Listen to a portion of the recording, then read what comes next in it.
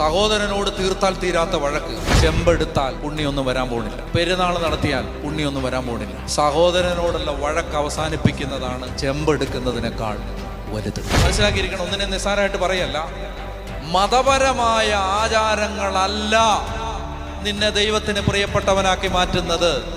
നിന്റെ അകത്തെ ശുദ്ധി. കൈ കഴുകിയില്ലയോ,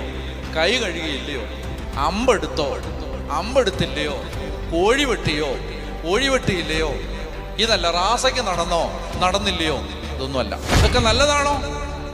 വളരെ നല്ലതാണ്. റാസയ്ക്ക് നടക്കണം.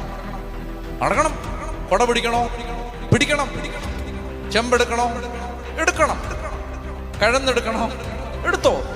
അത് എടുത്താലും എടുത്തില്ലേലും ദൈവരാജ്യത്തിന് അതൊരു വിഷയമില്ല. ദൈവരാജ്യത്തിന് വിഷയം നിന്റെ അകത്ത് കിടക്കുന്നത്. ജഡിക മനുഷ്യന്, മതവിശ്വാസിക്ക് ഇതൊന്നും ഒരു പ്രശ്നമല്ല.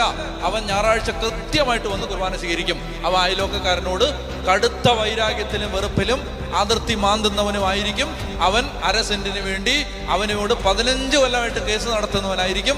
അവൻ കുർബാന സ്വീകരിക്കാൻ അവന് യാതൊരു മടിയുണ്ടാവില്ല. അവൻ ചിന്തിക്കുന്നത്, ഞാൻ ഇത്തവണ ചെമ്പെടുത്തത് കൊണ്ട് എൻ്റെ പാപം തീർന്നെന്നാണ്. ആത്മീയ മനുഷ്യരാവണം. മഹിമയ്ക്ക് തുള്ളി വെള്ളം കൊടുക്കത്തില്ല, അപ്പനെ അമ്മയെ നോക്കത്തില്ല. എന്നിട്ട് കുറെ മതപരമായ ചടങ്ങുകൾ നടത്തിയാൽ നിങ്ങൾ ശുദ്ധരായെന്ന് ഞാനും നിങ്ങളും വിചാരിക്കരുത്. അതല്ല യേശുവിൻ്റെ മാർഗം.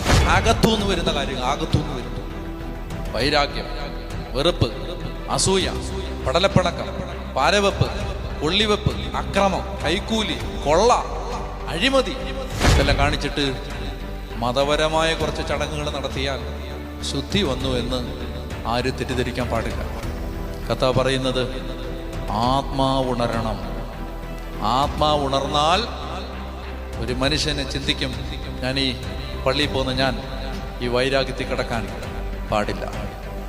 പള്ളിയിൽ പോകുന്ന ഞാൻ എൻ്റെ സഹോദരനോട് വഴക്കിട്ട് ജീവിക്കാൻ പാടില്ല. പള്ളിയിൽ പോകുന്ന ഞാൻ എൻ്റെ അയൽവക്കത്തുള്ള പാവപ്പെട്ടവന്, എന്തെങ്കിലും ഗതിയില്ലാത്തവനെ സഹായിക്കാതെ ജീവിക്കാൻ പറ്റില്ല.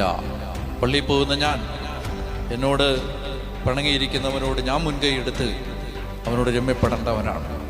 ആത്മാവിൻ്റെ കണ്ണ് തുറന്നവനെ ഈ ബോധ്യം ഉണ്ടാവൂ.